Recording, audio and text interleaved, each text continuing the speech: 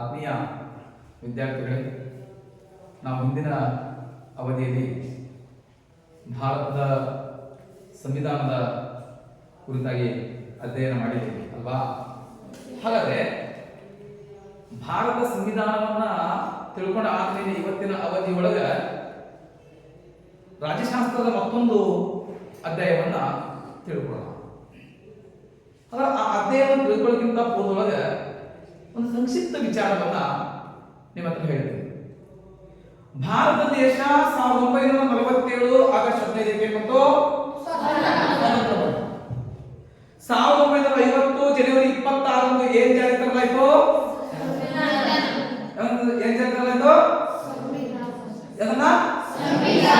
ಜಾರಿ ತರಲಾಯಿತು 1950 ಜನವರಿ 26.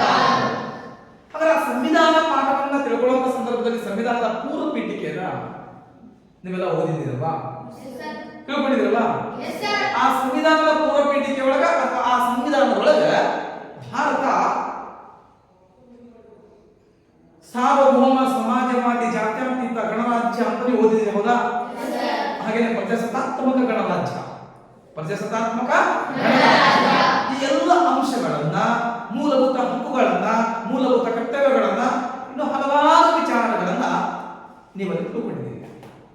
ಎಸ್, ಹಾಗೇನೆ ಆ ಸಂವಿಧಾನದ ಲಕ್ಷಣದೊಳಗೆ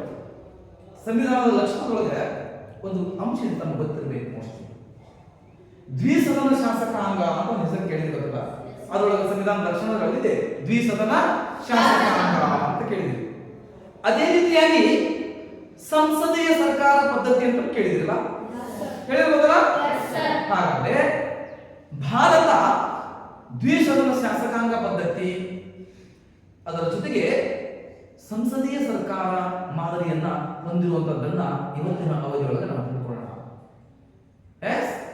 ಹಾಗಾದ್ರೆ ಈ ದ್ವಿಸದನ ಶಾಸಕಾಂಗ ಅದು ಕಂಡುಬರುವುದು ಈ ಒಂದು ಯಾವ ಅಧ್ಯಾಯದಲ್ಲಪ್ಪ ಅಂತಂದ್ರೆ ಕೇಂದ್ರ ಸರ್ಕಾರ. ಯಾವುದು?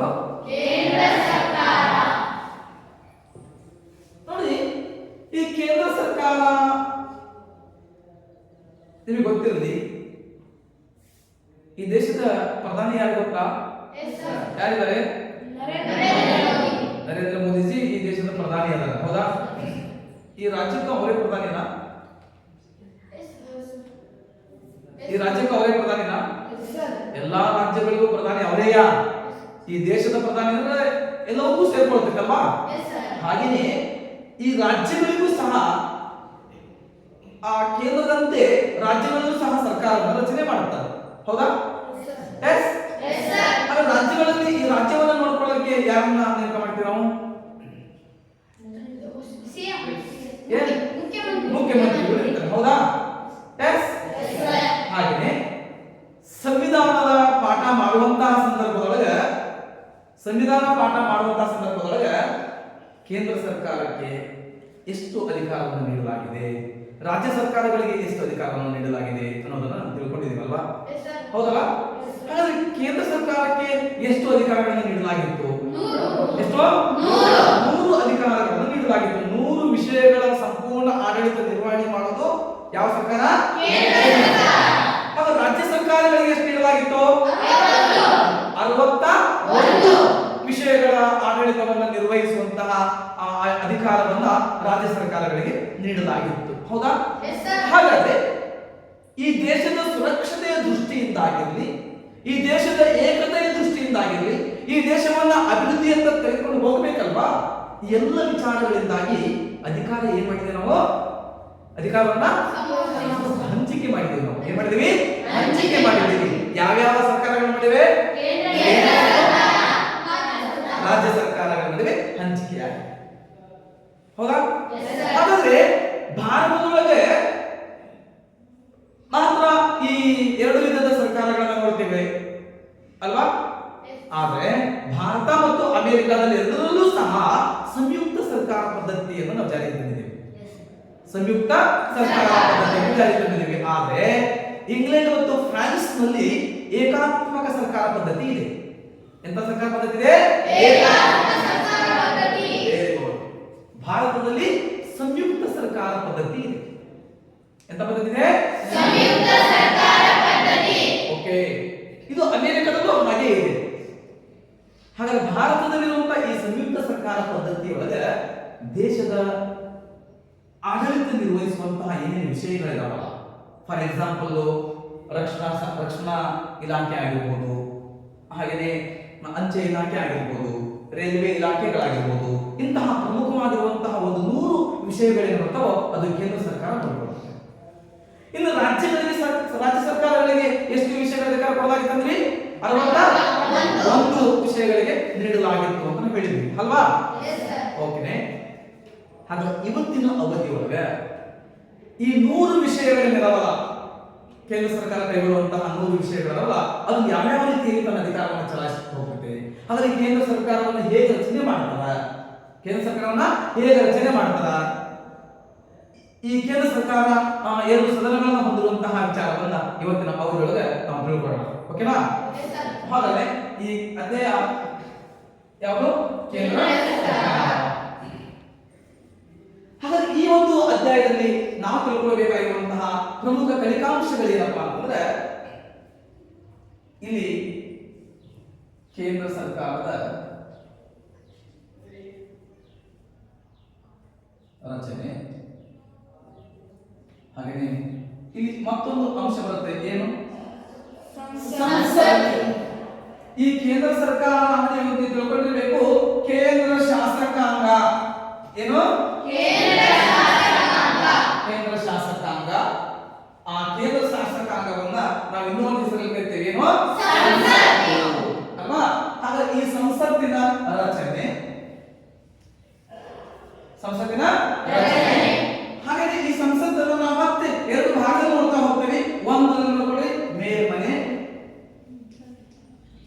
ಇದರ ರಚನೆ, ಹಾಗೆ ನೆಕ್ಸ್ಟ್ ಒಂದಿದೆ ಕೆಳಮನೆ,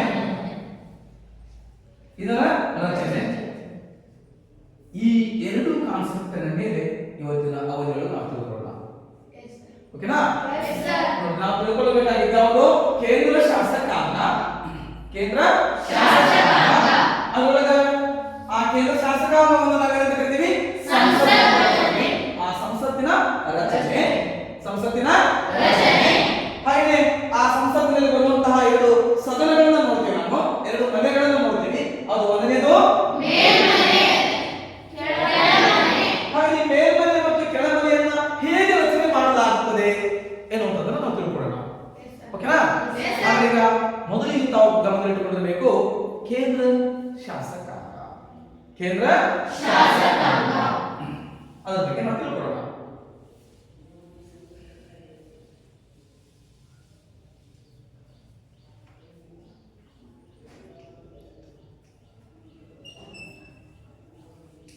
ಈ ಕೇಂದ್ರ ಶಾಸಕಾಂಗವನ್ನ ನಾವೇನಂತ ಕರಿತೀವಿ? ಸಂಸತ್ತು ಅಂತ ಕರಿತೀವಿ. ಕೇಂದ್ರ ಶಾಸಕಾಂಗವನ್ನ ಏನಂತ ಕರಿತೀವಿ? ಸಂಸತ್ತು. ಹಾಗಾದ್ರೆ ಈ ಸಂಸತ್ತು ಎಷ್ಟು ಸದನಗಳನ್ನ ಒಳಗೊಂಡಿದೆ? 2. ಎಷ್ಟು? 2. ಯಾವ್ಯಾವ?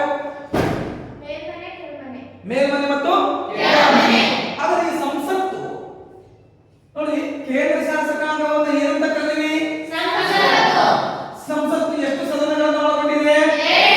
2 ಸದನಗಳನ್ನು ಒಳಗೊಂಡಿದೆ. ಒಂದನೇದು ಮೇಲ್ಮನೆ, ಎರಡನೇದು ಕೆಳಮನೆ. 2 ಸದನಗಳನ್ನ ಒಳಗೊಂಡಿದೆ ಕೇಂದ್ರ ಶಾಸಕ.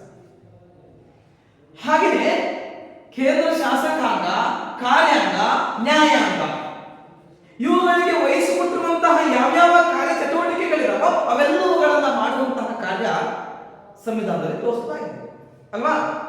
ಹಾಗೆ ಶಾಸಕಾಂಗ ಮತ್ತು ಕಾರ್ಯಾಂಗ, ನ್ಯಾಯಾಂಗದಲ್ಲಿ ಯಾವುದೇ ಕಾರಣಕ್ಕೂ ಹಸ್ತಕ್ಷೇಪ ಮಾಡುವಂಗಿಲ್ಲ, ಹೌದಲ್ವಾ? ಹಾಗಾಗಿ ಇವತ್ತಿನ ನಮ್ಮ ಈ ಅವಧಿಯೊಳಗೆ ಸಂಸತ್ತು, ಮೇಲ್ಮನೆ ಮತ್ತು ಕೆಳಮನೆ ಗೊತ್ತಾಯ್ತಲ್ಲ? ಈಗ ನಾವು ಮೊದಲಿಗೆ ಯಾವ ತಗೋಣ? ಮೇಲ್ಮನೆ. ಇದರೊಳಗ ಮೊದಲನೇ ಸದನ ಮೇಲ್ಮನೆ. ಹಾಗಾಗಿ ಮೇಲ್ಮನೆಯನ್ನ ಹೇಗೆ ರಚನೆ ಮಾಡ್ತೀವಿ ನಾವು? ಹೇಗೆ ರಚನೆ ಮಾಡ್ತೀವಿ? ಸರಿ, ನೋಡಿ, ಮೇಲ್ಮನೆಯನ್ನ ಇನ್ನೂ ಒಂದು ಹೆಸರಿನಲ್ಲಿ ಕರಿತೀವಿ ನಾವು, ರಾಜ್ಯಸಭೆ ಅಂತ ನಾವು ಕರಿತೀವಿ. ಏನ್ ಕರಿತೀವಿ? ರಾಜ್ಯಸಭೆ ಅಂತ ಕರಿತೀವಿ. ರಾಜ್ಯ ಸರ್ಕಾರ ಅಲ್ಲ, ರಾಜ್ಯ ಸಭೆ. ಓಕೆ. ಹಾಗೆ ಈ ರಾಜ್ಯಸಭೆ ಇದನ್ನ ಇನ್ನೂ ಒಂದು ಹೇಳ್ತಾರ, ಹಿರಿಯರ ಸದನ ಅಂತ ಕರೀತಾರೆ. ಏನ್ ಕರೀತಾರ? ಹಿರಿಯರ ಸದನ ಅಂತ ಕರೀತಾರೆ. ಈಗ ನೀವು ಎಷ್ಟನೇ ಕ್ಲಾಸ್ ನಾವು? 9ನೇ ಕ್ಲಾಸ್ ನಾವು. ನೀವು ಎಷ್ಟನೇ ಕ್ಲಾಸ್ ನಾವು? 9ನೇ ಕ್ಲಾಸ್. ಸರಿ. ಈಗ ನಮ್ಮ ಶಾಲೆ 2 ಅಪ್ಟೇರ್ ಇದೆ ಅಂತ ಹೇಳಿ, 2 ಅಂತಸ್ತಿನ ಬಿಲ್ಡಿಂಗ್ ಇದೆ ಅಂತ ತಿಳ್ಕೊಳ್ಳಿ. ಸರಿನಾ? ಎಷ್ಟು ಅಂತಸ್ತಿಂದು? 2 ಈಗ LKG ಮಕ್ಕಳು UKG ಮಕ್ಕಳನ್ನ ಮೇಲ್ಗಡೆ ಅಂತಸ್ತಿನಲ್ಲಿ ಕುಂದಿರ್ತೇವ, ಕೆಳಗಡೆ ಅಂತಸ್ತಿನಲ್ಲಿ ಕೆಳಗಡೆ ಇರುವಂತಹ ಇದರಲ್ಲಿ ಕುಂದಿರ್ತೇವ? ಯಾಕೆ?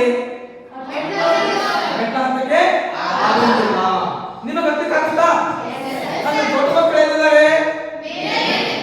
ಮೇಲ್ಗಡೆ ಇದ್ದಾರೆ. ದೊಡ್ಡ ಮಕ್ಕಳು ಎಲ್ಲಿದ್ದಾರೆ? ಸಣ್ಣ ಮಕ್ಕಳು ಕೆಳಗಿನ ಬಿಲ್ಡಿಂಗ್ ಒಳಗೆ. ಹೌದಾ? ಹಾಗಾಗಿ ಹಿರಿಯರ ಸದನ ಅಂತ ಯಾಕೆ ಇದನ್ನ ಕರೆದ್ರಪ್ಪ ಅಂದ್ರೆ, ಇದರ ರಾಜ್ಯಸಭೆಯ ಸದಸ್ಯರ ಬಗ್ಗೆ ನೀವು ಹೇಳಬೇಕಾದ್ರೆ ಹೇಳ್ತೀನಿ ಅಂತಂದ್ರೆ, ಯಾಕಂತಂದ್ರೆ ಈ ಸದನಕ್ಕೆ ನಾವು ಏನಾದ್ರು ಮೆಂಬರ್ ಆಗಬೇಕು ಅಂತಂದ್ರೆ ಎಷ್ಟು ವಯಸ್ಸಾಗಿರ್ಬೇಕು? 30 ವರ್ಷ ಆಗಿರ್ಬೇಕು. ನೆಕ್ಸ್ಟ್ ಬರ್ತದೆ ಹೇಳ್ತೀನಿ ನಾವು. ಅದಕ್ಕೋಸ್ಕರ ಹಿರಿಯರ ಸದನ ಅಂತ ಕರಿತೀವಿ. ಹಾಗಾದ್ರೆ ಇನ್ನೊಂದು ಕೆಳಮನೆ ಅಂತ ಇದೆಯಲ್ವಾ, ಅದನ್ನ ಲೋಕಸಭೆ ಅಂತ ಕರಿತೀವಿ ನಾವು. ಅದು ಸರ್ ಕಿರಿಯರ ಸದನ ಅಂತ ಕರೀತಾರ? ಇಲ್ಲ, ನಾನು ಕಿರಿಯರ ಸದನ ಅಂತ ಕರೆಯಂಗಿಲ್ಲ. ಅಲ್ಲಿ ವಯಸ್ಸು ಎಷ್ಟಾಗಿರ್ಬೇಕಪ್ಪ ಅಂದ್ರೆ 25 ವರ್ಷ ವಯಸ್ಸು ಆಗಿದ್ರೆ ಮಾತ್ರ ಚುನಾವಣೆಯನ್ನು ನಿಂತುಕೊಂಡು ಗೆಲ್ಲಬಹುದು. ಸರಿ, ಅದನ್ನು ಲೋಕಸಭೆ ಹೇಳಬೇಕಾದ ಸಂದರ್ಭದಲ್ಲಿ ನಾನು ಹೇಳ್ತೀನಿ. ಹಾಗಾಗಿ ಹಿರಿಯರ ಸದನ ಅಂತ ಕರೀತಾರ. ಹಾಗಾಗಿ ಇದರ ಸದಸ್ಯರ ಸಂಖ್ಯೆ ಎಷ್ಟಪ್ಪ ಅಂತಂದ್ರೆ, ಸದಸ್ಯರ ಸಂಖ್ಯೆ 250 ಜನ ಸದಸ್ಯರನ್ನ ಹೊಂದಿದೆ.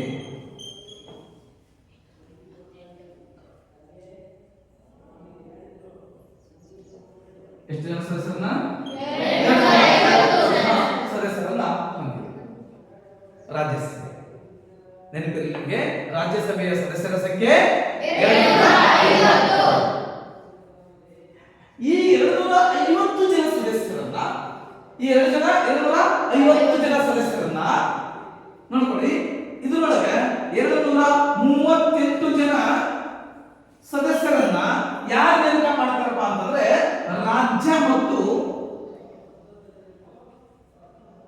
ಮತ್ತು ಕೇಂದ್ರಾಡಳಿತ ಪ್ರದೇಶಗಳ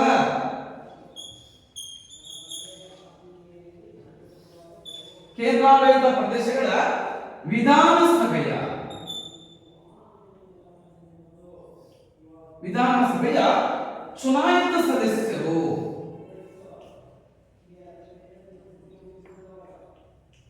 ಆಯ್ಕೆ ಮಾಡುತ್ತಾರೆ. ನೋಡಿ, 238 ಜನ ಸದಸ್ಯರನ್ನ ಕೇಂದ್ರ ಮತ್ತು ರಾಜ್ಯ ವಿಧಾನಸಭೆಗಳ ಚುನಾಯಿತ ಸದಸ್ಯರು ಆಯ್ಕೆ ಮಾಡ್ತಾರೆ. ಯಾರು ಆಯ್ಕೆ ಮಾಡ್ತಾರ?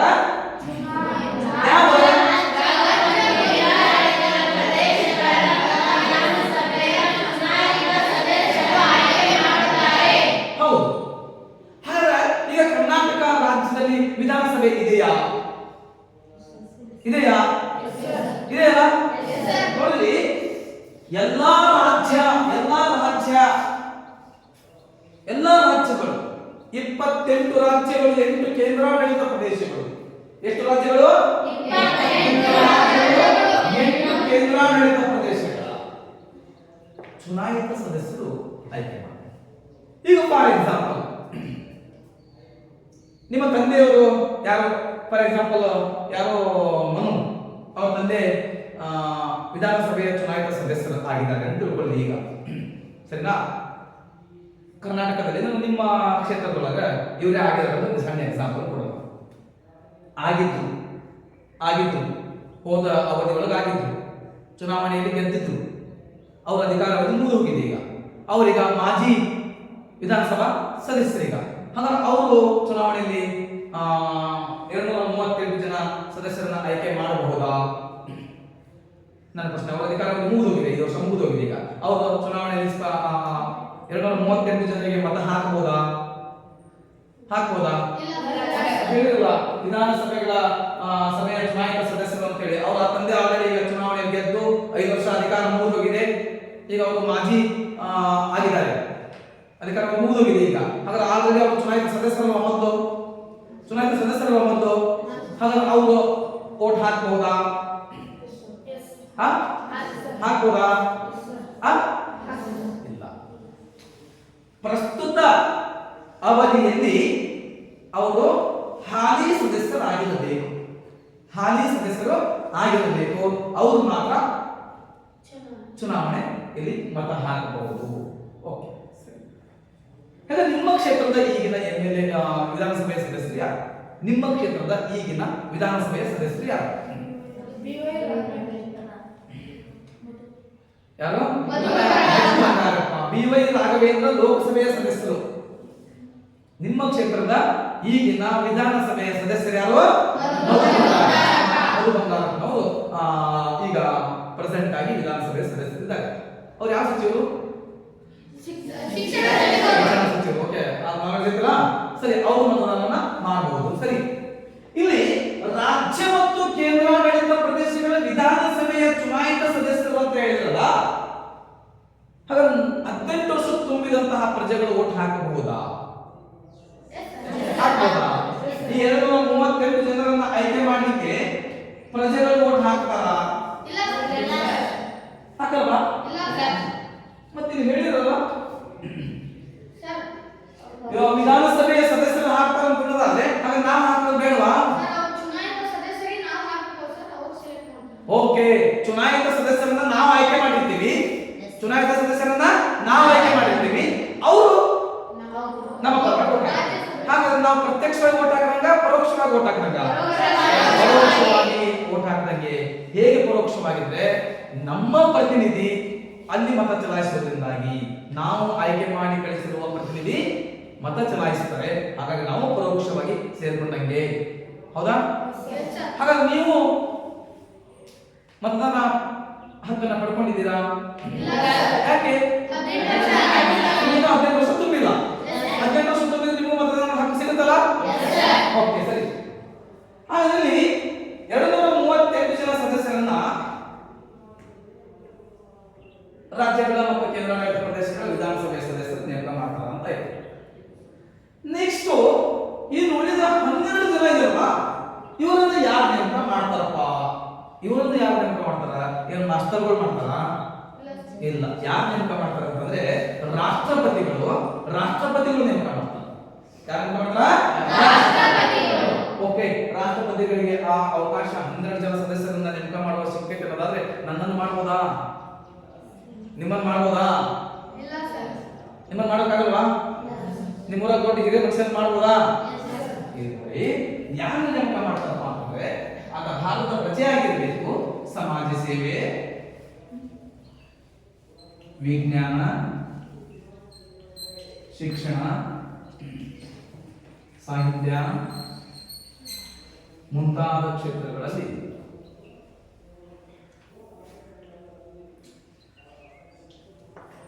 ಅನುಭವ ಪಡೆದವರನ್ನು ರಾಷ್ಟ್ರಪತಿಗಳು ಏನ್ ಮಾಡ್ತಾರ? ನೇಮಕ ಮಾಡ್ತಾರೆ. ನೋಡಿ, ಯಾರು ನೇಮಕ ಮಾಡ್ತಾರ? ರಾಷ್ಟ್ರಪತಿಗಳು ನೇಮಕ ಮಾಡ್ತಾರ. ಸಮಾಜ ಸೇವೆ, ವಿಜ್ಞಾನ, ಶಿಕ್ಷಣ, ಸಾಹಿತ್ಯ ಇನ್ನು ಮುಂತಾದ ಕ್ಷೇತ್ರಗಳಲ್ಲಿ ಗಣನೀಯವಾಗಿ ಸೇವೆ ಸಲ್ಲಿಸಿದವರನ್ನ ರಾಷ್ಟ್ರಪತಿಗಳನ್ನ ಗುರುತಿಸ್ತಾರೆ. ಫಾರ್ ಎಕ್ಸಾಂಪಲ್ ನಿಮಗೆ ಕೊಡಬಹುದು ಅಂತಂದ್ರೆ, ಕರ್ನಾಟಕದಿಂದ ಅತ್ಯಂತ ಪ್ರತಿಷ್ಠಿತವಾಗಿರುವಂತಹ ಒಂದು ಕಂಪನಿಯ ಸಂಸ್ಥಾಪಕಿ ನಾರಾಯಣ ಮೂರ್ತಿಯವರ ಧರ್ಮಪತ್ನಿ. ಸರಳತೆಗೆ ಇನ್ನೊಂದು ಹೆಸರೇ ಅವರು. ಅವನು ರಾಷ್ಟ್ರಪತಿಗೆ ಮಾಡಬೇಕು ಅಂತ ತುಂಬಾ ಕರ್ನಾಟಕದಿಂದ ತುಂಬಾ ವಿಚಾರಗಳು ಸಹ ಹರಿದಾಡುತ್ತಿತ್ತು. ಹೆಸರು ಗೊತ್ತಾ ನಿಮಗೆ? ಅವರನ್ನ ರಾಜ್ಯಸಭೆಯ ಸದಸ್ಯರನ್ನಾಗಿ ರಾಷ್ಟ್ರಪತಿಗಳು ನೇಮಕ ಮಾಡಿದ್ದಾರೆ. ಗೊತ್ತಾ? ಅವ್ರದೊಂದು ಹೆಸರು ಹೇಳ್ಬಿಡ್ತೀನಿ ನಿಮಗೆ. ನಾರಾಯಣ ಮೂರ್ತಿ, ಆ ಮೂರ್ತಿ ಅನ್ನೋದು ಆ ಕೊನೆಯ ಹೆಸರು ಅವರು. ಮೂರ್ತಿ ಅನ್ನೋದು ಅವ್ರ ಕೊನೆಯ ಹೆಸರು. ನಾರಾಯಣ ಮೂರ್ತಿ ಅವ್ರ ಧರ್ಮ ಪತ್ನಿ ಗೊತ್ತಿರಲ್ಲ. ಸುಧಾಮೂರ್ತಿ ಅಂತ ನಿಮಗೆ ಗೊತ್ತಿರಲಿ. ಸುಧಾಮೂರ್ತಿ ಅವರು ಈಗ ರಾಜ್ಯಸಭೆಯ ಸದಸ್ಯರು. ಅವರನ್ನು ಯಾರು ನೇಮಕ ಮಾಡಿದ್ದಾರೆ? ಹಾಗೆ ಕರ್ನಾಟಕದಿಂದ ಇನ್ನೂ ಮತ್ತೊಬ್ಬರು ನೇಮಕ ಆಗಿದ್ದಾರೆ. ಕರ್ನಾಟಕದಿಂದ ಮತ್ತೊಬ್ಬರು ನೇಮಕ ಆಗಿದ್ದಾರೆ, ಸಮಾಜ ಸೇವೆ, ಧರ್ಮಸ್ಥಳದ ಧರ್ಮಾಧಿಕಾರಿ ವೀರೇಂದ್ರ ಹೆಗಡೆ ಗೊತ್ತಲ್ಲ. ಹೀಗೆ ಸಮಾಜ ಸೇವೆ ಆಗಲಿ, ವಿಜ್ಞಾನ ಆಗಲಿ, ತಂತ್ರಜ್ಞಾನ ಆಗಲಿ, ಶಿಕ್ಷಣ ಆಗಿರಲಿ, ಕಲೆ ಆಗಿರಲಿ, ಸಾಹಿತ್ಯ, ಈ ಯಾವ್ಯಾವ ಕ್ಷೇತ್ರಗಳಲ್ಲಿ ಗಣನೀಯವಾದಂತಹ ಸೇವೆ ಸಲ್ಲಿಸಿರುವಂತಹ ಒಂದು ಅನುಭವ ಇರುತ್ತದ ಅವರನ್ನ ರಾಷ್ಟ್ರಪತಿಗಳು ನೇಮಕ ಮಾಡ್ತಾರೆ. ಒಂದಷ್ಟು best example doctor Veerendra Heggade ಅವರಾಗಿರ್ಬೋದು, ಹಾಗೇನೆ ಸುಧಾಮೂರ್ತಿ ಅವರು. ಇವರನ್ನ ಹೇಗೆ ನೇಮಕ ಮಾಡ್ಕೊಂಡ್ರಿ? ಹಾಗೆ 12 ಜನ ಸದಸ್ಯರನ್ನ ರಾಷ್ಟ್ರಪತಿಗಳು ನೇಮಕ ಮಾಡ್ತಾರೆ. ರಾಷ್ಟ್ರಪತಿಗಳು ನೇಮಕ ಮಾಡ್ತಾರೆ. ಹಾಗಾದ್ರೆ ಈ ಮೇಲ್ಮನೆ ಅಂತ ಏನಿದೆಯಲ್ಲ, ಈ ಮೇಲ್ಮನೆ ಕಾಯಂ ಸದನ ಅಂತ ಕರೀತಾರೆ. ಇನ್ನೊಂದು ಹೆಸರು ಇದಕ್ಕೆ ಏನಂದಿರೋ? ಕಾಯಂ ಸದನ.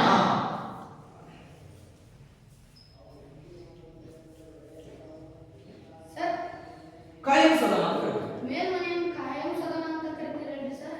ನಾ ಏನಾರ ರಾಜ್ಯಸಭೆಯ ಸದಸ್ಯನಾದ್ರೆ ಸರ್ 30 ವರ್ಷ 35 ವರ್ಷ ಅಧಿಕಾರ ನಡೆಸ್ಬೋದು ಸರ್. ಈಗ ಫಾರ್ ಎಕ್ಸಾಂಪಲ್ ಈಗ 238 ಜನರೊಳಗಾಗಲಿ ಅಥವಾ 12 ಜನರೊಳಗಾಗಿ ನಿನ್ನನ್ನು ಆಯ್ಕೆ ಆಗಿದೆ ಅಂತ ತಿಳ್ಕೊಳ್ಳಿ ಅಲ್ವಾ? ಹೌದು. ಕಾಯಂ ಸದನ ಅಂತ ನೀವು ಕರಿತೀರಿ ಸರ್. ಕಾಯಂ ಸದನ ಅಂತ ನೀವು ಕರಿತೀರಿ. ಹಾಗಾದ್ರೆ ನಾನೀಗ ಒಂದ್ ವೇಳೆ ಈ ವರ್ಷ ಸದಸ್ಯನಾಗ ಅಂತಂದ್ರೆ ಇಲ್ಲಿಂದ 30 ವರ್ಷ ಮಟ್ಟ ನಾನು ಸದಸ್ಯನಾಗಬಹುದಾ ಅನ್ನೋದು ನಿಮ್ ಪ್ರಶ್ನೆ. ಇಲ್ಲ ನೀವು ಸಾಯ ಮಟ್ಟ ಇದ್ಬಿಡ್ಬೋದು ತಗೋ. ನಿಮ್ಗೆ ಯಾವ ಮುಪ್ಪಕ್ಕದ ಮುಪ್ಪಿನ ಕಾಲ ಮಟ್ಟದಲ್ಲಿ ಇರ್ಬೋದಲ್ಲ. ಕಾಯಂ ಸದನ ಅಂತ ಹೇಳಿದ್ರು ಸರ್. ಮತ್ತೆ ನಾವು ಕಾಯಂ ಆಗಿ ಇಲ್ಲೇ ಇರಬಹುದಾ ಅಂತ ನಿಮ್ಮ ಪ್ರಶ್ನೆ. ಇಲ್ಲ, ನೆನಪಿರ್ಲಿ. ಕಾಯಂ ಸದನ ಅಂದ್ರೆ ಹೆಂಗಪ್ಪ ಅಂತಂದ್ರೆ ಪ್ರತಿ 2 ವರ್ಷಕ್ಕೊಮ್ಮೆ ನೆನಪಿರ್ಲಿ, ಪ್ರತಿ 2 ವರ್ಷಕ್ಕೊಮ್ಮೆ 1/3 ಜನ ಏನ್ ಮಾಡ್ತಾರ? ಜನ ನಿವೃತ್ತಿ ಆಗ್ತಾರೆ. 1/3 ಜನ ನಿವೃತ್ತಿ ಆಗ್ತಾರ ಅಂತಂದ್ರೆ ಇನ್ನು ಉಳಿದವ್ರು ಏನಿರ್ತಾರ? ಆ ಸದನದೊಳಗೆ ಹಾಗೆ ಇರ್ತಾರೆ. ಅರ್ಥ ಆಯ್ತಾ? ಈಗ ಫಾರ್ ಎಕ್ಸಾಂಪಲ್ ನಾನು ರಾಜ್ಯಸಭೆಯ ಸದಸ್ಯನಾಗಿದ್ದೇನೆ ಅಂತ ತಿಳ್ಕೊಳ್ರಿ. 6 ವರ್ಷ ನನ್ನ ಕ್ಲಿಯರ್ ಆಯ್ತು. ಆಗ ನಾನು ನಿವೃತ್ತಿ ಆಗ್ತೀನಿ. ಮತ್ತೆ ನನ್ನ ಸ್ಥಳಕ್ಕೆ ಮತ್ತೆ ಚುನಾವಣೆ ಆಗ್ತದೆ. 2 ವರ್ಷಕ್ಕೊಮ್ಮೆ 1/3 ಜನ ನಿವೃತ್ತಿ ಆಗ್ತಾರೆ. 3ರಲ್ಲಿ ಒಬ್ಬರು 2 ವರ್ಷಕ್ಕೊಮ್ಮೆ ನಿವೃತ್ತಿ ಆಗ್ತಾರೆ. ಅವ್ರಿಗೆ 6 ವರ್ಷ ತುಂಬಿರ್ತದೆ. ಇನ್ನು ಉಳಿದಂತ ಸಂಖ್ಯೆ ಹಾಗೆ ಇರ್ತದೆ. ಫಾರ್ ಎಕ್ಸಾಂಪಲ್ ಎಷ್ಟು ಸಲ ಅಂತಂದಾಗ 138 ಒಂದು 38 ಇಲ್ಲಿ ಮತ್ತೆ ಎಷ್ಟಾಗುತ್ತೆ? 14 ಅಲ್ಲಲ್ಲ 15 ಒಂದು 9 19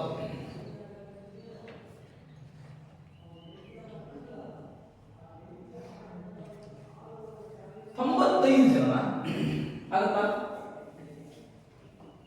ಅಲ್ಲ 30 ಆಗುತ್ತಾ?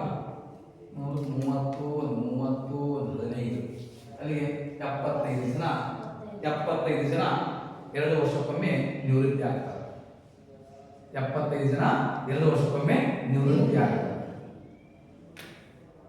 ಅಷ್ಟಾಗುತ್ತದ ಸರ್? ಕಾಯಂ ಸದನ ಅಂತಂದ್ರೆ ಸರ್ 2 ವರ್ಷಕ್ಕೊಮ್ಮೆ 1/3 ಆಗುತ್ತೆ ಅಂತ ಅಂದ್ರೆ ಸರ್ ಅದು 2 ವರ್ಷಕ್ಕೊಮ್ಮೆ ಇನ್ನೊಂದು ಸರ್ವಿಸ್ 6 ತಿಂಗಳಿಗೆ ಡೆತ್ ಆದ್ರೆ ನಾವು ಮಾಡ್ಬೋದು ಸರ್. ಇನ್ನೊಂದು ಪ್ರಶ್ನೆ ನೋಡಿ ಹೇಗಿದ್ದೀರಿ. ಈಗ ನನ್ನ ಅಧಿಕಾರ ಅವಧಿ 6 ವರ್ಷ ಸರ್. 6 ವರ್ಷದೊಳಗೆ ನಾನು ಸತ್ತೋಗ್ನಪ್ಪ. 6 ವರ್ಷದೊಳಗೆ ನಾನು ಸತ್ತೋಗ್ಬಿಟ್ಟೆ ಸರ್. ಮತ್ತೆ ಮುಂದೆ ಹೆಂಗ್ ಮಾಡೋದು? ಇನ್ನು ನಂದು ಇನ್ನು 1 ವರ್ಷದಾಗ ತೀರ್ಕೊಂಡಿದ್ದೀನಿ, ಅದು 2 ವರ್ಷದ ತೀರ್ಕೊಂಡಿ. ಇನ್ನು ಮುಂದೆ ಎಷ್ಟೈತಿ? ಇದು 4 ವರ್ಷ ಅವಧಿ ಐತೆ. ಹಾಗೆ ಮುಂದೆ ಏನ್ರಿ ಸರ್ ಅಂತ ನಿಮ್ಮ ಪ್ರಶ್ನೆ. ನೋಡಿ, ನೀವು ಯಾವ ಅವಧಿಯೊಳಗೆ ನೀವು ಸದಸ್ಯರಾಗಿದ್ದೀರೋ, ಫಾರ್ ಎಕ್ಸಾಂಪಲ್ ನೀವು ಸದಸ್ಯರಾಗಿ ಕಾರ್ಯನಿರ್ವಹಿಸಿದ್ರಿ, ಆ 2 ವರ್ಷ ಆದ್ಮೇಲೆ ತೀರ್ಕೊಂಡ್ಬಿಟ್ರಿ ಅಂತ ತಿಳ್ಕೊಳ್ರಿ, ಮತ್ತೆ ಚುನಾವಣೆ ನಿಮ್ಮ ಸ್ಥಳಕ್ಕೆ ನಡೀತದೆ. ನೀ ಯಾವ ರಾಜ್ಯದಿಂದ ನೀನು ಆಯ್ಕೆಗೊಂಡಿರ್ತೀಯೋ, ಕರ್ನಾಟಕ, ತಮಿಳುನಾಡು, ಕೇರಳ, ಯಾವ ರಾಜ್ಯದಿಂದ ನೀನು ಆಗಿರ್ತೀಯೋ ಆ ರಾಜ್ಯದಿಂದಲೇ ಮತ್ತೆ ಚುನಾವಣೆ ನಡೀತದೆ. ಚುನಾವಣೆ ನಡೆದ ಮೇಲೆ ಉಳಿದಿರೋ ವರ್ಷಗಳ ಸಂಖ್ಯೆ ಎಷ್ಟು? 4. ಯಾವ ವರ್ಷ ತೀರ್ಕೊಂಡ್ರೆ ಇನ್ನು 4 ವರ್ಷ ಇರ್ತಾನೆ. ಹಾಗಾದ್ರೆ ಆ ಸದಸ್ಯನ ಅಧಿಕಾರಾವಧಿ ಕೇವಲ 4 ವರ್ಷ. ಸರ್, ನಾ ಸದಸ್ಯ ಆಗಿದ್ರೆ 6 ವರ್ಷ ಆಗ್ಬೇಕಂತ ಅನ್ನಂಗಿಲ್ಲ. 1 ವರ್ಷ 6 ತಿಂಗಳು ಆಗಿದ್ರು ಅದರ ಅಧಿಕಾರಾವಧಿ 6 ತಿಂಗಳ. ಅರ್ಥ ಆಯ್ತಾ? ತೀರ್ಕೊಂಡಿದ್ರಿಂದ ಅದು ಖಾಲಿ ಆಗಿದೆ ಅಲ್ವಾ?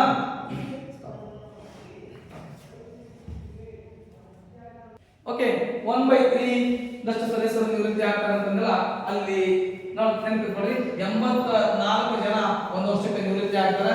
ಇನ್ನು ಉಳಿದಂತೆ 250ರಲ್ಲಿ 84 ಜನ 2 ವರ್ಷಕ್ಕೊಮ್ಮೆ ನಿವೃತ್ತಿ ಆಗ್ತಾರೆ. ಅಂದ್ರೆ 6 ವರ್ಷ ತುಂಬಿದ ಮೇಲೆ ಇನ್ನು ಉಳಿದಂತೆ ಜನ ಸದಸ್ಯರು ಅಲ್ಲೇ ಇರ್ತಾರೆ. ಎಸ್, ಹಾಗಾದ್ರೆ ಲೋಕಸಭೆಯಂತೆ ರಾಜ್ಯಸಭೆಯನ್ನು ವಿಸರ್ಜಿಸಲು ಬರೋಂಗಿಲ್ಲ. ಲೋಕಸಭೆ ಏನ್ ಮಾಡ್ತಾರೆ ಗೊತ್ತಾ? 5 ವರ್ಷ ಆಯ್ತು ಅಂತ ತಿಳ್ಕೊಳ್ಳಿ. 5 ವರ್ಷ ಆದ್ಮೇಲೆ ಲೋಕಸಭೆಯನ್ನು ವಿಸರ್ಜನೆ ಮಾಡ್ತಾರೆ. ಅವ್ರ ಅಧಿಕಾರಾವಧಿ ಮುಗಿದೋಗ್ಬಿಡ್ತದೆ. ಒಂದು ವೇಳೆ ಅದು ಹೇಳ್ತೀನಿ, ಲೋಕಸಭೆ ಹೇಳ್ಬೇಕಾದಾಗ ಲೋಕಸಭೆಯ ಆ ಸದನ ಶಾಸಕಾಂಗ ಆ ಲೋಕಸಭೆ ಸದಸ್ಯರ ಬೆಂಬಲ ಇರೋವರೆಗೂ ಅದು ತನ್ನ ಅಧಿಕಾರವನ್ನು ಹೊಂದಿರ್ತದೆ. ಯಾವಾಗ ಲೋಕಸಭೆ ತನ್ನ ವಿಶ್ವಾಸವನ್ನು ಕಳೆದುಕೊಳ್ತೋ ಅವಾಗ ಅದು ರಾಜೀನಾಮೆಯನ್ನು ಕೊಡಬೇಕಾಗುತ್ತೆ, ಅದನ್ನ ವಿಸರ್ಜನೆ ಮಾಡಬೇಕಾಗುತ್ತೆ. ಹಾಗೆಯೇ ಲೋಕಸಭೆಯಂತೆ ರಾಜ್ಯಸಭೆಯನ್ನ ವಿಸರ್ಜನೆ ಮಾಡಲಿಕ್ಕೆ ಬರಂಗಿಲ್ಲ. ಯಾಕೆ ಬರಂಗಿಲ್ಲಪ್ಪ ಅಂತಂದ್ರೆ ಅದೊಂದು ಖಾಯಂ ಸದನ ಆಗಿದೆ. ಏನಾಗಿದೆ? ಖಾಯಂ ಸದನ ಆಗಿದೆ. ಎಷ್ಟು ಜನ ಸದಸ್ಯರು ನಿವೃತ್ತಿ ಆಗ್ತಾರೆ 2 ವರ್ಷಕ್ಕೊಮ್ಮೆ? 84. ಅವ್ರಿಗೆ ಎಷ್ಟು ವರ್ಷ ಆಗಿರ್ತದೆ? 6 ವರ್ಷ ವಯಸ್ಸಾಗಿರುವಂತಹ ಏನು 1/3 ದಷ್ಟು ಸದಸ್ಯರನ್ನ ನಿವೃತ್ತಿ ಹೊಂದ್ತಾರೆ. ಮತ್ತೆ ಉಳಿದಂತ ಸದಸ್ಯರು ಅಲ್ಲೇ ಇರ್ತಾರೆ. ಹಾಗಾಗಿ ಏನಂತ ನಾವು ಖಾಯಂ ಸದನ ಅಂತೀವಿ. ಇಲ್ಲಿ ಖಾಯಂ ಸದನ ಅಂದ್ರೆ ಒಬ್ಬ ವ್ಯಕ್ತಿ ಸದಸ್ಯನಾಗಿದ್ದಾನಂತಂದ್ರೆ ಜೀವಿತಾವಧಿಯವರೆಗೆ ಆತ ಸದಸ್ಯನಾಗಿರೋದಿಲ್ಲ. ಅವನಿಗೆ ಅಧಿಕಾರಾವಧಿ ಎಷ್ಟಿರುತ್ತೆ? 6 ವರ್ಷ ಇರುತ್ತೆ. ಸದನ ಮಾತ್ರ ಖಾಯಂ ರೀ, ಸದಸ್ಯರಲ್ಲ. ಅರ್ಥ ಆಗ್ತದ? ಸದನ ಮಾತ್ರ ಕಾಯಂ ಆಗಿರ್ತದೆ, ವಿಸರ್ಜನೆ ಮಾಡಲಿಕ್ಕೆ ಬರೋದಿಲ್ಲ. ಸದಸ್ಯರು ಮಾತ್ರ 6 ವರ್ಷ. ಸರ್, 6 ವರ್ಷ ತುಂಬಿದ ಮೇಲೆ ಮತ್ತೆ ಎಲ್ಲರೂ ಮುಗಿತಂದ್ರೆ ಒಂದು ರಿಟೈರ್ಮೆಂಟ್ ಆಗ್ಬಿಡ್ತದಲ್ಲ, ಒಬ್ಬರು ಇರಂಗಿಲ್ಲಲ್ಲ ಅನ್ಕೋಬಹುದು ನೀವು. ಆದ್ರೆ 84 ಜನ ಮಾತ್ರ 2 ವರ್ಷಕ್ಕೊಮ್ಮೆ ಏನಾಗ್ತಾರೆ? ನಿವೃತ್ತಿ ಆಗ್ತಾರೆ. ಇನ್ನೂರು ಸದಸ್ಯರು ಇರ್ತಾರಲ್ಲ, ಇರ್ತಾರಲ್ವಾ? ಇರ್ತಾರಲ್ವಾ?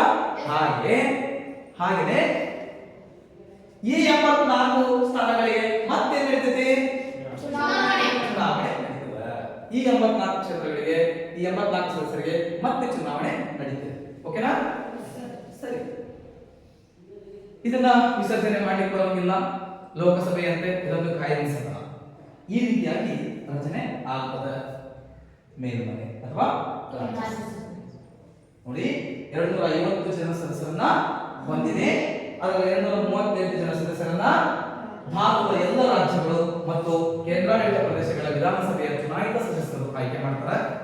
ಇನ್ನು ಉಳಿದಂತೆ 12 ಜನ ಸದಸ್ಯರನ್ನ ರಾಷ್ಟ್ರಪತಿಗಳು ಕಲೆ, ಸಾಹಿತ್ಯ, ವಿಜ್ಞಾನ, ಸಮಾಜ ಸೇವೆ ಮುಂತಾದ ಕ್ಷೇತ್ರಗಳಲ್ಲಿ ಗಣ್ಯವಾಗಿ ಸೇವೆಯನ್ನು ಸಲ್ಲಿಸಿರುವಂತಹ ಅನುಭವ ಪಡೆದವರನ್ನ ನೇಮಕ ಮಾಡ್ತಾರೆ. ಫಾರ್ ಎಕ್ಸಾಂಪಲ್, ನಿಮಗೆ ಇನ್ನೊಂದು ಗೊತ್ತಿರಲಿ, ಸಚಿನ್ ತೆಂಡೂಲ್ಕರ್ ಅಂತ ಹೆಸರು ಕೇಳಿದ್ರಲ್ಲ, ನೋಡಿ ಅವರನ್ನು ಸಹ ರಾಜ್ಯಸಭೆಗೆ ರಾಷ್ಟ್ರಪತಿಗಳು ನಾಮನಿರ್ದೇಶನ ಮಾಡಿದ್ದಾರೆ. ಕರ್ನಾಟಕದಿಂದ ಯಾರ ಹೆಸರು ಹೇಳಿದ್ರೆ ನಾನೀಗ ವೀರೇಂದ್ರ ಏನವರು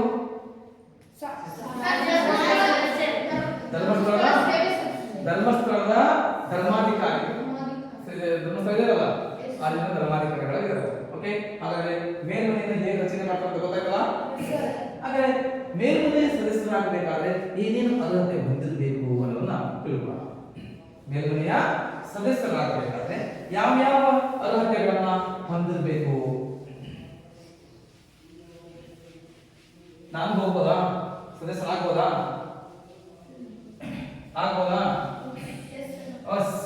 ಯಾಕೆ ನನಗೆ ಎಷ್ಟು ವಯಸ್ಸಾಗಿದೆ? ಈಗ ನನಗೆ 42 ವರ್ಷ. ಅವ್ರು ಎಷ್ಟು ಹೇಳಿದ್ದಾರೆ? ಕನಿಷ್ಠ ವಯಸ್ಸು ಎಷ್ಟು ಹೇಳಿದ್ದಾರೆ? 30. ಆಗಿದೆ 40 ವರ್ಷ 30 ವರ್ಷ ಆಗಿಲ್ಲ, ಅದಕ್ಕಿಂತ ಮೇಲಾಗಿದೆ. ಹಾಗಾದ್ರೆ ನಾನು ರಾಜ್ಯಸಭೆಯ ಸದಸ್ಯನಾಗಲಿಕ್ಕೆ ಅರ್ಹತೆಯನ್ನು ಹೊಂದಿದ್ದೇನೆ. ಎಸ್ ಹೌದಲ್ಲ? ಹಾಗಾದ್ರೆ ನಾನು ಸದಸ್ಯನಾಗಬಹುದಾ? ಎಸ್. ನೋಡೋಣ ಏನೇನು ಅರ್ಹತೆಗಳು ಬೇಕು ಅನ್ನೋದನ್ನ. ಒಂದನೇದು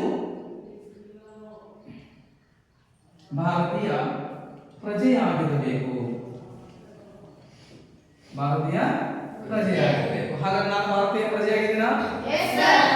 ನಾನು ಹಾಗಾದ್ರೆ ಚುನಾವಣೆ ನಿಲ್ಲಬಹುದಾ? Very good. ಹಾಗಾದ್ರೆ ಎರಡನೇದು ನೋಡ್ಕೊಳ್ಳಿ, ಕನಿಷ್ಠ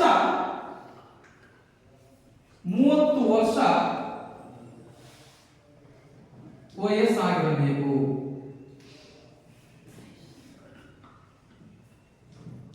ಸರಿ, ನನಗೆ 30 ವರ್ಷ ಆಗಿದಲ್ಲ, ನಿಲ್ಬೋದಾ? ನಿಲ್ಬಹುದು. ಇನ್ನೊಂದು ಪಾಯಿಂಟ್, ಮತಿಭ್ರಮೆ ಅಥವಾ ಹುಚ್ಚನಾಗಿರಬಾರದು.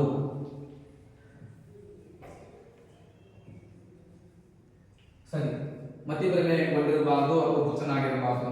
ನಾನು ನೀಟಲ್ಲಿ ನಿಲ್ಬೋದಾ? ಸರಿ, ಇದಕ್ಕೂ ಸರಿ. ನೆಕ್ಸ್ಟ್, ಯಾವುದೇ ನ್ಯಾಯಾಲಯದಲ್ಲಿ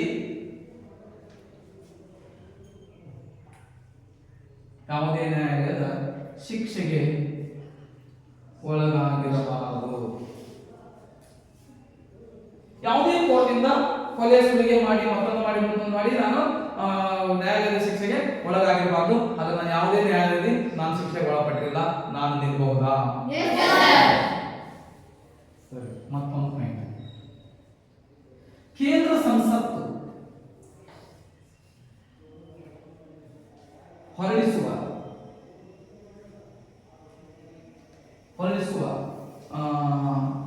ಅಂಶ ಹೊರಡಿಸುವ ಯಾವುದೇ ಇತರ ಅರ್ಹತೆಗಳನ್ನ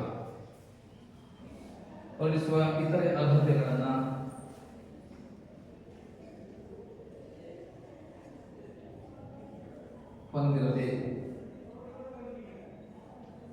ಸರಿನಾ? ಇತರ ಅರ್ಹತೆಗಳನ್ನ ಹೊಂದಿರಬೇಕು. ಸರಿ, ಕೇಂದ್ರ ಸಂಸತ್ತು ಆಗಾಗ ಏನೇನೋ ನಿಯಮಗಳನ್ನ ಹೊರಡಿಸ್ತದೋ ಆ ಎಲ್ಲ ನಿಯಮಗಳಿಗೆ ನಾನು ಸರಿಯಾಗಿದೆ ನಮ್ದು. ಹಾಗೆ ನಾನು ಈಗಲೂ ನಿಲ್ಬಹುದಾ? ಹಾಗಾಗಿ ನಾನು ರಾಜ್ಯಸಭೆ ಚುನಾವಣೆಗೆ ನಿಲ್ಲಬಹುದು. ಎಸ್,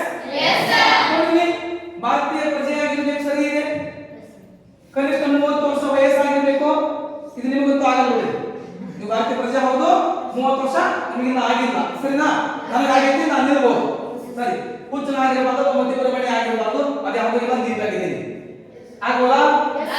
ಯಾವುದೇ ನ್ಯಾಯಾಲಯದಲ್ಲಿ ಶಿಕ್ಷೆಗೆ ಒಳಗಾಗಿರಬಾರ್ದು. ಸರಿ. ಸಂಸತ್ತು ಆಗಾಗ ಹೊರಡಿಸುವಂತಹ ಇತರ ಅಂಶಗಳಿಗೆ ಅರ್ಹತೆಗಳನ್ನು ಹೊಂದಿರಬೇಕು. ಸರಿ, ನಿಲ್ಬೋದಾ? ಇಲ್ಲ. ಯಾಕಂತಂದ್ರೆ ಇನ್ನೊಂದು ಪಾಯಿಂಟ್ ನೆನಪಿಟ್ಕೊಳ್ರಿ, ನಾನು ಇಲ್ಲೇ ಬರೀಬೇಕಾಗಿತ್ತು, ಬರ್ತಿರ್ಲಿಲ್ಲ, ನಿಮಗೆ ಗೊತ್ತಾಗಲಿಲ್ಲ ಅಂತ. ಯಾವುದೇ ಸರ್ಕಾರಿ ಹುದ್ದೆಯಲ್ಲಿರಬಾರದು. ನೋಡಿ, ಯಾವುದೇ ಸರ್ಕಾರಿ ಹುದ್ದೆಯಲ್ಲಿರಬಾರದು. ಹಾಗಾದ್ರೆ ನಾನು ಸರ್ಕಾರಿ ಹುದ್ದೆಯಲ್ಲಿದ್ದೀರಾ? ಅದನ್ನ ಬರುತ್ತಾ? ಇಲ್ಲಿಂದ ಹೋಗೋದಿಲ್ಲಪ್ಪ. 1 2 3 4 5 ಪಾಯಿಂಟ್ಸ್ ಬರೋದು. ಸರ್, ನೀವು ಕರೆಕ್ಟ್ ನಿಲ್ಬಹುದು ಅಂತಂದ್ರಿ. ಇದೊಂದು ಪಾಯಿಂಟ್ ನಿಂದ ನಾನು ನಿಲ್ಲಕ್ಕೆ ಬರೋಂಗಿಲ್ಲ. ಎಸ್, ಹಾಗಾದ್ರೆ ನನಗೆ ರಾಜ್ಯಸಭೆಯ ಸದಸ್ಯನಾಗಲಿಕ್ಕೆ ಅರ್ಹತೆ ಇಲ್ಲ. ನಾನು ನಿಲ್ಲಲೇಬೇಕಪ್ಪ, ನಾನು ನಿಲ್ಲಲೇಬೇಕು. ಈಗ ನಾನು ಚುನಾವಣೆ ನಿಲ್ಲಬೇಕು. ಈ ದೇಶದ ವ್ಯವಸ್ಥೆಯನ್ನು ಇನ್ನೂ ಸುಧಾರಣೆ ಮಾಡಬೇಕಂತ ನನಗೆ ತುಂಬಾ ಆಸೆ ಹುಟ್ಟಿದೆ. ಈ ದೇಶದ ಕೃಷಿ ವ್ಯವಸ್ಥೆಯನ್ನ ಬಹಳಷ್ಟು ಅಭಿವೃದ್ಧಿಪಡಿಸಬೇಕಂತ ತುಂಬಾ ಅನುಭವ ನನಗಿದೆ. ನಾನು ನಿಲ್ಲಲೇಬೇಕು. ಮತ್ತೆ ಏನ್ ಮಾಡೋಣ ಈಗ? ಆದ್ರೂ ನಿಲ್ಬೇಕು ನಾನೀಗ. ಏನ್ ಕೊಡ್ಬೇಕು? ರಾಜೀನಾಮೆ ಕೊಡ್ಬೇಕು. Very good. ಈ ಹುದ್ದೆಗೆ ನಾ ಏನ್ ಕೊಡ್ಬೇಕು? ರಾಜೀನಾಮೆ ಕೊಡ್ಬೇಕು. ಹಾಗೆ ರಾಜೀನಾಮೆ ಕೊಟ್ಟು ನಿಲ್ಬೋದಾ? ನಿಲ್ಬೋದು. ಸರಿ, ಓಕೆ. ನಿಂತ್ಕೊಂಡು ಯಾಕೆ ತಿಳ್ಕೊಳ್ರಿ?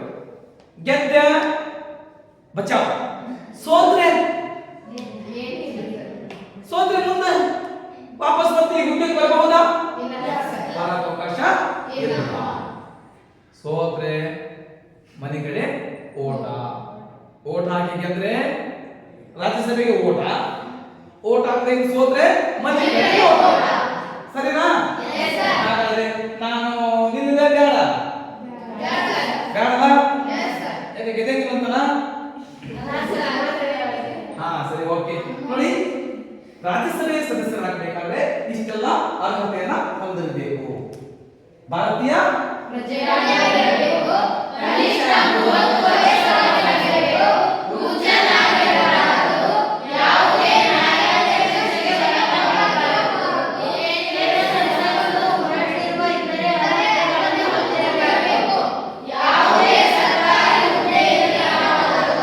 ಓಕೆ, ಯಾವುದೇ ಸರ್ಕಾರಿ ಹುದ್ದೆಯಲ್ಲಿ ಇವೆಲ್ಲವುಗಳು ರಾಜ್ಯಸಭೆಯ ಸದಸ್ಯನಾಗಲಿಕ್ಕೆ ಇರಬೇಕಾದ ಗೊತ್ತಾಯ್ತಾ? ಓಕೆ.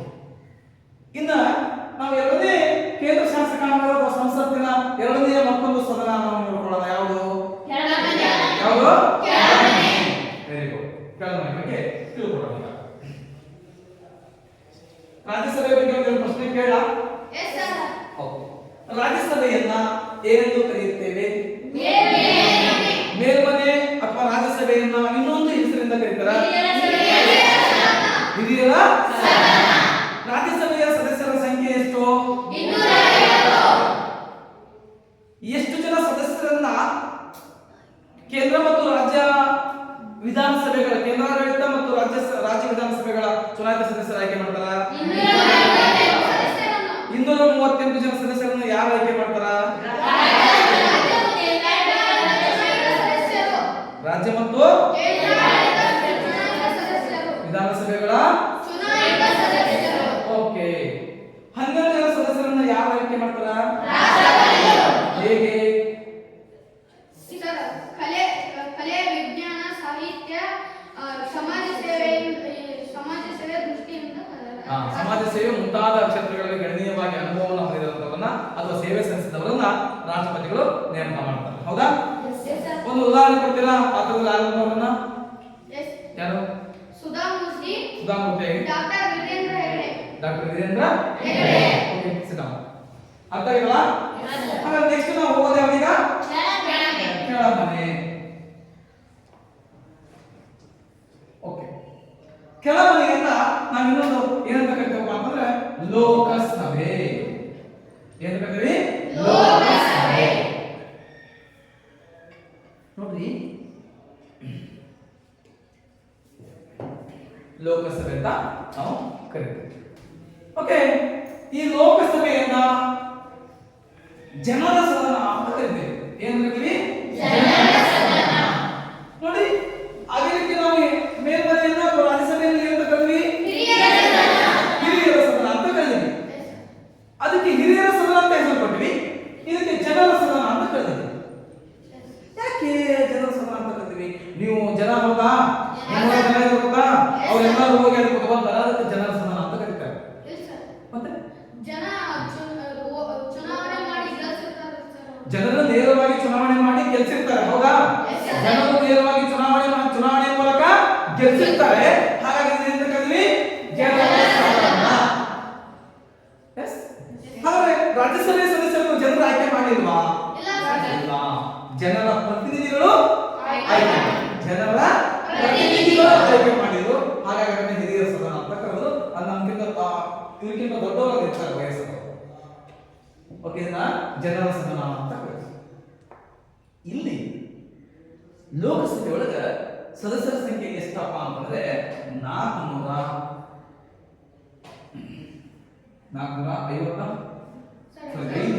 545 ಜನ ಸದಸ್ಯರನ್ನ ಹೊಂದಿದೆ. 545 ಸದಸ್ಯರನ್ನ ಹೊಂದಿದೆ. 545 ಜನ ಸದಸ್ಯರನ್ನ ಹೊಂದಿದೆ ಲೋಕಸಭೆ. ಈ 545 ಜನ ಸದಸ್ಯರೊಳಗ 543 ಸದಸ್ಯರನ್ನ ಜನರು ನೇರವಾಗಿ ಸಾರ್ವತ್ರಿಕ ಚುನಾವಣೆಯ ಮೂಲಕ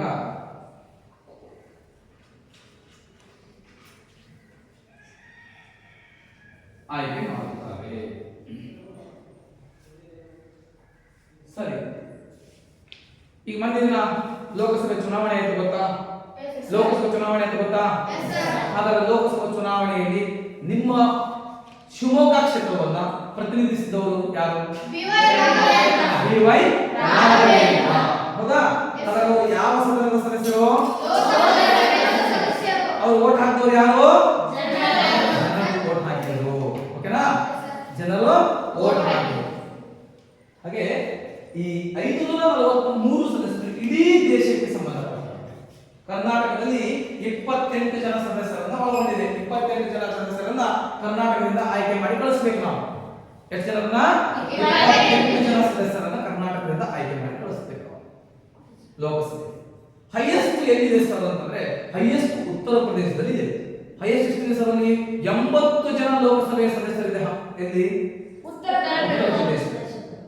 ಉತ್ತರ ಪ್ರದೇಶದಲ್ಲಿ ಹೈಯೆಸ್ಟ್ ಏನು 80 ಜನ ಲೋಕಸಭೆ ಸದಸ್ಯರನ್ನ ಒಳಗೊಂಡಿದೆ. ಅದು ಅತ್ಯಂತ ದೊಡ್ಡ ಕ್ಷೇತ್ರ ಆಗಿರ್ತದೆ. ಇಲ್ಲ ನಾವೇನು ಮಾಡೋಣಂತೆ. ಹಾಗಾದ್ರೆ 545 ಸದಸ್ಯರನ್ನ ಹೊಂದಿದೆ. ಇನ್ನು 543 ಜನ ಸದಸ್ಯರನ್ನ ಜನರು ನೇರವಾಗಿ ಸಾರ್ವತ್ರಿಕ ಚುನಾವಣೆಯ ಮೂಲಕ ಆಯ್ಕೆ ಮಾಡ್ತಾರೆ. ಸರಿ, ಮತ್ತೆ ಇನ್ನಿಬ್ಬರು ಯಾರು ಈ ಸಲ? 2 ಜನ ಆಂಗ್ಲೋ ಇಂಡಿಯನ್ ಅಂತ ಇದೆ. ಆಂಗ್ಲೋ ಇಂಡಿಯನ್ ಸದಸ್ಯರನ್ನ ರಾಷ್ಟ್ರಪತಿಗಳು ನೇಮಕ ಮಾಡ್ತಾರೆ. ಯಾರು? ಆಂಗ್ಲೋ ಇಂಡಿಯನ್ ರಾಷ್ಟ್ರಪತಿಗಳು ನೇಮಕ ಮಾಡ್ತಾರೆ. ಸರಿನಾ? ಇವರ ಅಧಿಕಾರ ಅವಧಿ ಎಷ್ಟು ವರ್ಷ ಅಂದ್ರೆ 5 ವರ್ಷ. ಎಷ್ಟು ವರ್ಷ? 5 ವರ್ಷ ಲೋಕಸಭೆಯ ಅಧಿಕಾರ ಅವಧಿ. ರಾಜ್ಯಸಭೆಯಂತೆ ಲೋಕಸಭೆ ಕಾಯಂ ಸದನ ಅಲ್ಲ. ಕಾಯಂ ಸದನ ಅಲ್ಲ. ಯಾಕಲ್ಲ? ಇಲ್ಲಿ ನೋಡ್ಕೊಳ್ಳಿ, ಇವರ ಅಧಿಕಾರಾವಧಿ 5 ವರ್ಷ ಮಾತ್ರ. ಯಾರ ಅಧಿಕಾರಾವಧಿ? ಲೋಕಸಭೆಯ ಸದಸ್ಯರ ಅಧಿಕಾರಾವಧಿ 5 ವರ್ಷ. 5 ವರ್ಷ ಆದಮೇಲೆ ಆಟೋಮೆಟಿಕಲಿ ಅವರು ತಮ್ಮ ಅಧಿಕಾರವನ್ನ ಕಳೆದುಕೊಳ್ತಾರೆ. ಒಂದು ವೇಳೆ ಅವಧಿಗೆ ಮುಂಚೆನೆ ವಿಸರ್ಜನೆ ಮಾಡಬಹುದಾ? ಮಾಡಬಹುದು. ಅವಧಿಗೆ ಮುಂಚೆನೆ ಲೋಕಸಭೆಯ ವಿಸರ್ಜನೆ ಮಾಡಿ ಮತ್ತೆ ಚುನಾವಣೆನ ಮಾಡಬಹುದು. ಅಂತಹ ನಿದರ್ಶನಗಳು ತುಂಬಾ ಆಗಿದ್ದಾವೆ ಭಾರತದೊಳಗೆ. ಆ ವ್ಯವಸ್ಥೆ ಸಂವಿಧಾನದೊಳಗೆ ಸೇರಲ್ಪಟ್ಟಿದೆ. ಹಾಗಾದ್ರೆ ಇವರ ಅಧಿಕಾರಾವಧಿ ಎಷ್ಟು ವರ್ಷ? 5 ವರ್ಷ. ಸರಿ, ಕೆಳಮನೆ ಅಥವಾ ಲೋಕಸಭೆ ಅಥವಾ ಜನರ ಸದನವನ್ನ ಹೇಗೆ ರಚನೆ ಮಾಡಬೇಕು ಅಂತ ಗೊತ್ತಾಯ್ತು ನಿಮಗೆ. ಟೋಟಲ್ ಸದಸ್ಯರ ಸಂಖ್ಯೆ 545. ಅದರಲ್ಲಿ 543 ಜನ ಸದಸ್ಯರನ್ನ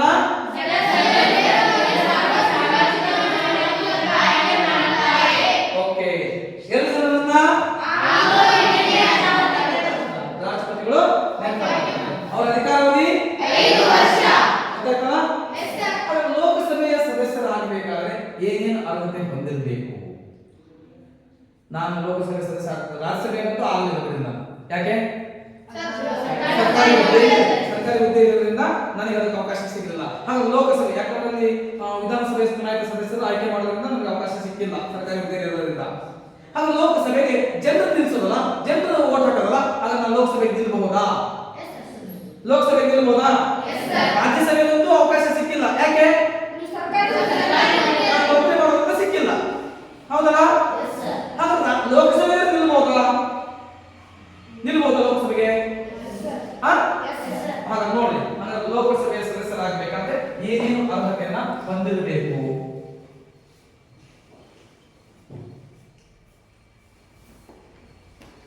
ಏನೇನು ಅರ್ಹತೆ ಬೇಕು?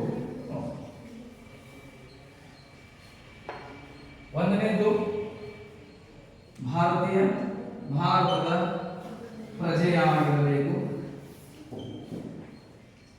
ಸರಿನಾ? ಭಾರತದ ಪ್ರಜೆಯಾಗಿರಬೇಕು. ಸರಿನಾ? ಓಕೆ. ನೆಕ್ಸ್ಟ್ ನೋಡ್ಕೊಳ್ಳಿ, 25 ವರ್ಷ ವಯಸ್ಸಾಗಿರಬೇಕು. ಅಲ್ಲಿಷ್ಟಿತ್ತು? ಎಷ್ಟಿತ್ತು? ಅಲ್ಲಿ 30 ಇತ್ತು. ಎಲ್ಲಿ? ರಾಜ್ಯಸಭೆಯಲ್ಲಿ. ಹಾಗಾದ್ರೆ ರಾಜ್ಯಸಭೆಯಲ್ಲಿ ಭಾರತ ಪ್ರಜೆಯಾಗಿರಬೇಕಿತ್ತ? ಇದು ಕಾಮನ್ ಪಾಯಿಂಟ್. ವ್ಯತ್ಯಾಸ ಯಾವುದು? ಇಲ್ಲಿ 20 ಅಲ್ಲಿ 30.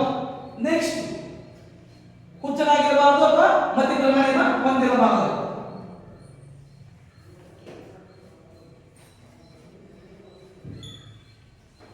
ಅಥವಾ ಹುಚ್ಚನಾಗಿರಬಾರದು. ಹಾಗಾಗಿ ಇದು ಕಾಮನ್ ಪಾಯಿಂಟ್. ಸರಿ, ನ್ಯಾಯಾಲಯದ ಶಿಕ್ಷೆಗೆ ಒಳಗಾಗಿರಬಾರದು.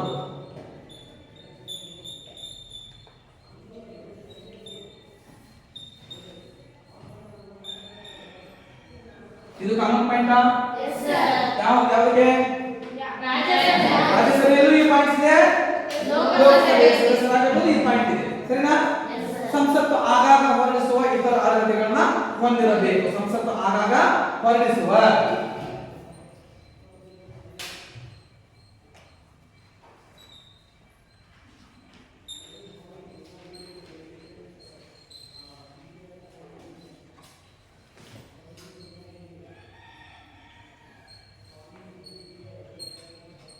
ಓಕೆ, ಇತರ ಅರ್ಹತೆಯನ್ನ ಹೊಂದಿರಬೇಕು. ಸರಿ, ಈಗ ಹಾಗಾದ್ರೆ ನಾವು ಲೋಕಸಭೆ ಚುನಾವಣೆಗೆ ನಿಲ್ಲಬಹುದು. ಎಸ್, ರಾಜ್ಯಸಭೆಗೆ ಅವಕಾಶ ಇರಲಿಲ್ಲ. ಈಗ ನಿಲ್ಲಿಕ್ಕೆ ಅವಕಾಶ ಇದೆಯಾ? ಇದೆಯಾ? ಜೋಲಿ ಹೇಳಬೇಕು, ಇದೆಯಾ? ಮತ್ತೊಂದು ಪಾಯಿಂಟ್, ಸರ್ಕಾರಿ ಹುದ್ದೆಯಲ್ಲಿರಬಾರದು. ಇಲ್ಲಿ ಅವಕಾಶ ಇಲ್ಲ. ಎಲ್ಲಿಗೆ ಅವಕಾಶ ಇಲ್ಲ? ಹಳ್ಳಿಯಿಂದ ದಿಲ್ಲಿಯವರೆಗೂ ಚುನಾವಣೆ ನಿಲ್ಲಕ್ಕೆ ಅವಕಾಶ ಇಲ್ಲ. ಹಳ್ಳಿಯಿಂದ ದಿಲ್ಲಿಯವರೆಗೆ ಅಂತ ಗೊತ್ತಾ? ಇವನ್ ಗ್ರಾಮ ಪಂಚಾಯತಿಂದ ಹಿಡ್ಕೊಂಡು ಲೋಕಸಭೆ ಚುನಾವಣೆಯವರೆಗೂ ನಿಲ್ಲಕ್ಕೆ ಅವಕಾಶ ಇಲ್ಲ. ಇದು ನಿಮಗೆ ನೆನಪಿದೆ. ಯಾರಿಗೆ ಇಲ್ಲ ಅವಕಾಶ? ಯಾರಿದಾರೋ ಅವ್ರು ಯಾರಿಗೂ ಇಲ್ಲ. ಮತ್ತೆ ರಾಜ್ಯಸಭೆಗೆ ಇಲ್ಲ ಸರ್, ಇದಕ್ಕೆಲ್ಲ ಇದೆ ಅಂತ ಮೂಡಿಸ್ತಾರೆ ಅಂದ್ರೆ ನೀವು, ಹೌದಾ? ಎಲ್ಲಿಂದ ಇಲ್ಲ? ಹಳ್ಳಿಯಿಂದ ದಿಲ್ಲಿಯವರೆಗೂ ಅವಕಾಶ ಇಲ್ಲ. ಸರಿನಾ? ಅದರ ಇವತ್ತಿನ ಅವಧಿ ಒಳಗೆ ನಾವು ಏನೇನು ತಿಳ್ಕೊಂಡಿದ್ದೀವಿ? ಕೇಂದ್ರ ಶಾಸಕಾಂಗ, ಅದರೊಳಗೆ ಮೇಲ್ಮನೆ ಕೆಳಮನೆ ರಚನೆ ಬಗ್ಗೆ ತಿಳ್ಕೊಂಡಿದ್ದೀವಿ. ಹಾಗಾದ್ರೆ ಈ ಕೆಳಮನೆ ಬಗ್ಗೆ ನೀವು ಒಂದಿಷ್ಟು ಪ್ರಶ್ನೆ ಕೇಳ್ತೀವಿ. ಕೆಳಮನೆಯನ್ನ ಏನಂತ ಕರಿತೀವಿ? ಇನ್ನೊಂದು ಎಂತ ಸಭೆ ಅಂತ ಕರಿತೀವಿ? ಇವರ ಅಧಿಕಾರ ಒಟ್ಟು ಸದಸ್ಯರ ಸಂಖ್ಯೆ ಎಷ್ಟು? 545. ಹಾಗಾದ್ರೆ 545 ಜನರಲ್ಲಿ ಸಾರ್ವತ್ರಿಕ ಚುನಾವಣೆ ಮೂಲಕ ಎಷ್ಟು ಸದಸ್ಯರನ್ನ ಆಯ್ಕೆ ಮಾಡ್ತೀವಿ? 543 ಜನ. 2 ಜನ ಆಂಗ್ಲೋ ಇಂಡಿಯನ್ ಯಾರು ನೇಮಕ ಮಾಡ್ತಾರ? ಇವರ ಅಧಿಕಾರಾವಧಿ ಎಷ್ಟು ವರ್ಷ? 5 ವರ್ಷದೊಳಗೆ ಲೋಕಸಭೆಯಲ್ಲಿ ವಿಸರ್ಜಿಸಬಹುದೇ? ವಿಸರ್ಜಿಸಬಹುದು. ರಾಷ್ಟ್ರಪತಿ ಅವರ ಪ್ರಧಾನಿಗಳ ನಿರ್ದೇಶನದಂತೆ ರಾಷ್ಟ್ರಪತಿಗಳನ್ನು ವಿಸರ್ಜನೆ ಮಾಡ್ತಾರೆ. ಹಾಗೂ ಲೋಕಸಭೆ ಸದಸ್ಯರಾಗಬೇಕಾದ್ರೆ ಅರ್ಹತೆಗಳು ಏನೇನಿರಬೇಕು? 25 ವರ್ಷ ಪೂರ್ಣಗೊಂಡಿರಬೇಕು. 25 ಕನಿಷ್ಠ 25 ವರ್ಷ ವಯಸ್ಸಾಗಿರಬೇಕು. ನೆಕ್ಸ್ಟ್, ಸರ್ಕಾರಿ ಹುದ್ದೆಯಲ್ಲಿರಬಾರದು. ಹುಚ್ಚನಾಗಿರಬಾರದು, ಮತಿಭ್ರಮಣೆಯನ್ನು ಹೊಂದಿರಬಾರದು. ಮತ್ತೆ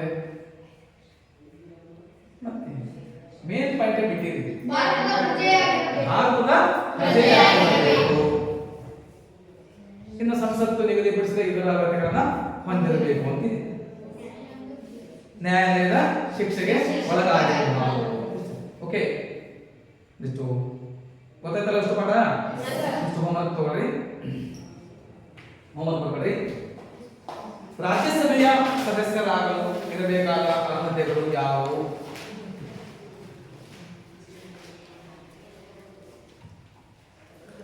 ಎರಡನೇದು, ರಾಜ್ಯಸಭೆಯ ರಚನೆಯ ಕುರಿತು ಬರೆಯಿರಿ. ಹಾಗೆಯೇ ಲೋಕಸಭೆಯ ರಚನೆ ಮತ್ತು ಸದಸ್ಯರಾಗಲು ಇರಬೇಕಾದ ಅರ್ಹತೆಗಳನ್ನು ಬರೆಯಿರಿ. ಕೇಂದ್ರ ಶಾಸಕಾಂಗವನ್ನ ಏನೆಂದು ಕರೆಯುತ್ತೇವೆ? ಇಷ್ಟು ಪ್ರಶ್ನೆಗಳನ್ನ ನೀವು ನಾಳೆ ದಿನ ಬರ್ಕೊಂಡು ಮಾಡಿ. ಮುಂದಿನ ತರಗತಿ ಒಳಗೆ ಇದೇ ಪಾಠವನ್ನ ಮುಂದುವರಿಸೋಣ. Okay, thank you.